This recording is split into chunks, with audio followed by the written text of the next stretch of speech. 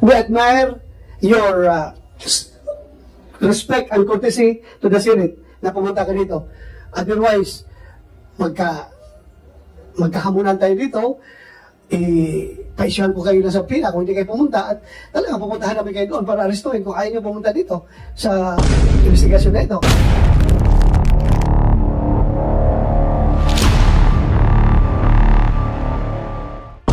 After your welfare, if you feel dizzy, you feel your health is failing, huwag ka mag-hesitate na sabihan yung Sergeant at Arms ay yung usaa na pumunta ka sa clinic. O, gusto mo na pumunta clinic ngayon?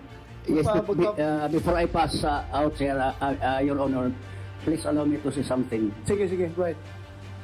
I'd like to thank the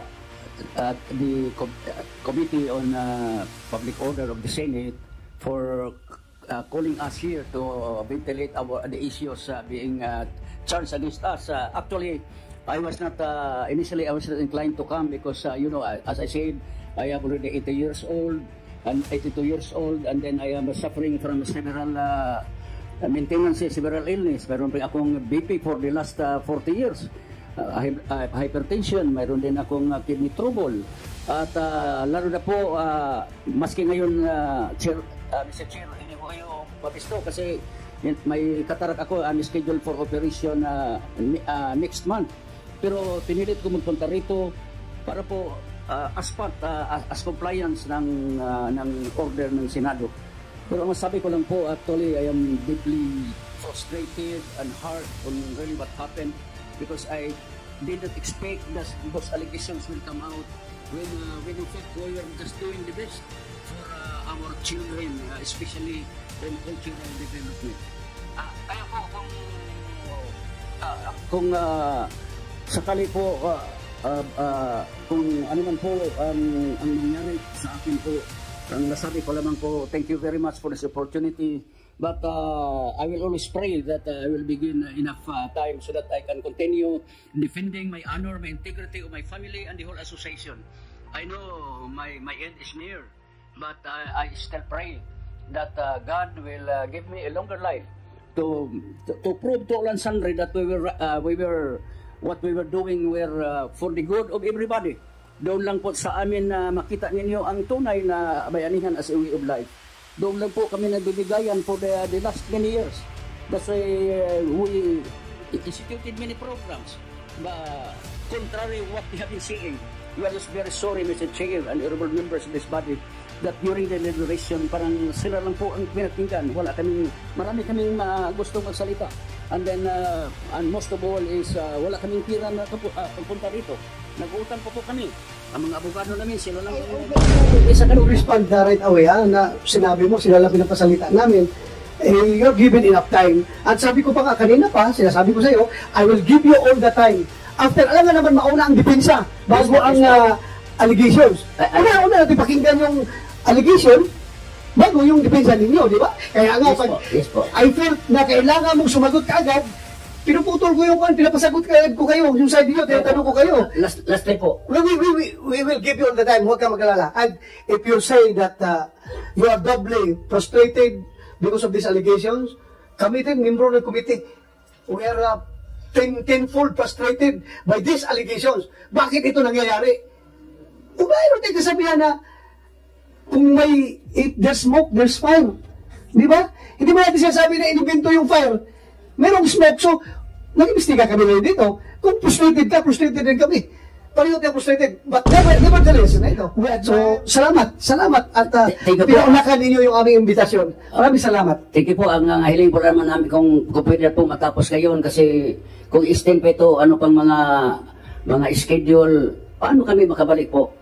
Sige lang. Right now, your status is the four of you are cited in contempt and the chairman has already ruled your citing in contempt, so you have to remain under the physical custody of the office of the Sergeant at Arms of the Senate. And the committee will rule depending on the result of the next hearing. You are being cited in contempt. Kaya po, pasabi ko lamang po na I hope the chair will consider my physical condition because actually I have even been very selective on my food And ang problema namin kung tatagal pa dito, paano kami makabalik? Wala kaming pera, lahat po kami ay mga civilian. Yep. I will consider. Relax ka lang dyan. Salamat po. I will consider. Pag-usapan namin yan. Meantime, punta ka muna sa clinic para ma-check up ka. Senator Risa, you want to continue with the Lovely? Meron ka pa bang idadagdag, Lovely, sa nangyari Yun sa pong- pagitan nyo nung anak ni Miss Cubillanes at yung iba pang mga Apo, bata? yung pong lula nung bata po, nanay ni Evelyn Cubillan, yung nagsabi sa akin na yung dalawang apo niya is nakatakas na at nakapag-enroll na sa high school po. Pinag-aral niya, hindi ng nanay. Siya yung nagtustos ng dalawang apo niya. Yun yung sabi ng lula.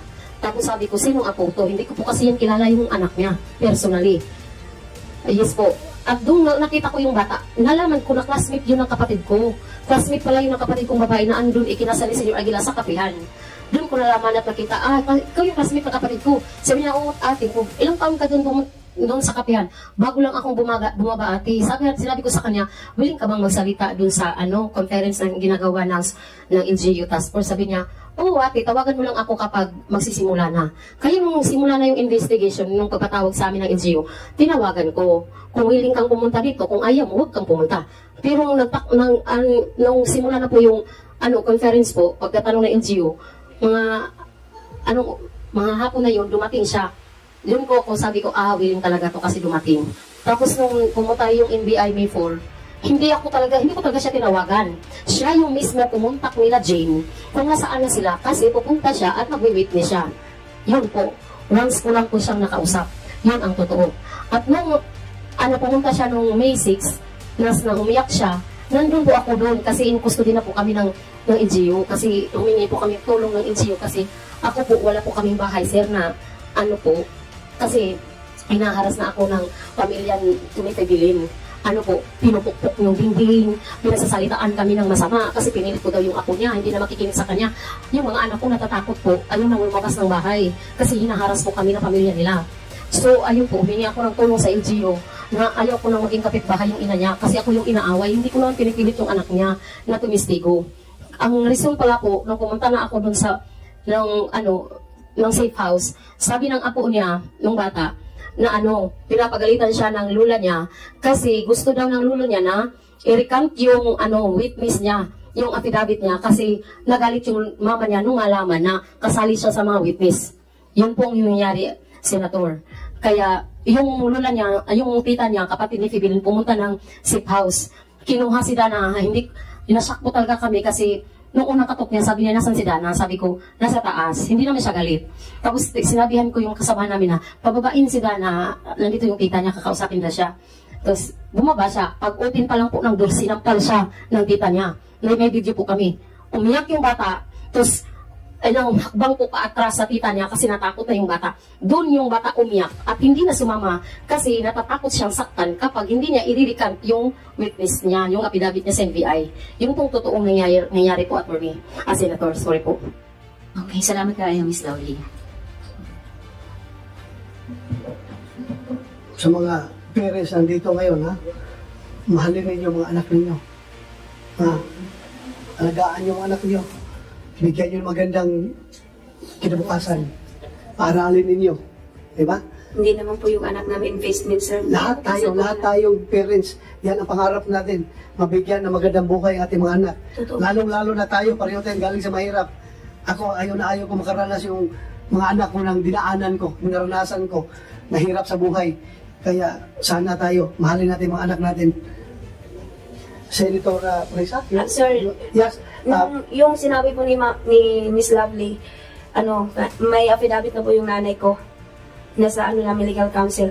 Tsaka kung hindi nyo po itatanong, magkakilala po talaga kami kasi relatives po yung nanay ko at yung nanay niya.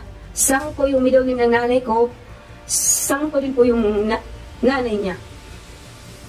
All in your family, maliit na lugar lang naman yan, siguro. Di ba? Yeah. Okay, Senator Risa. Ba't po kayo naiiyak, Ma'am Cubillanes? Masakit po kasi ngayon, kami pong nag-aisla ng harap-harapan ngayon. Nung dating meeting na ng organisasyon namin kasi nung nagsimula po talaga yung Socorro, buo po yung bayanihan. Masakit lang po talaga isipin na kamag-anak ko, malayong kamag-anak nga lang.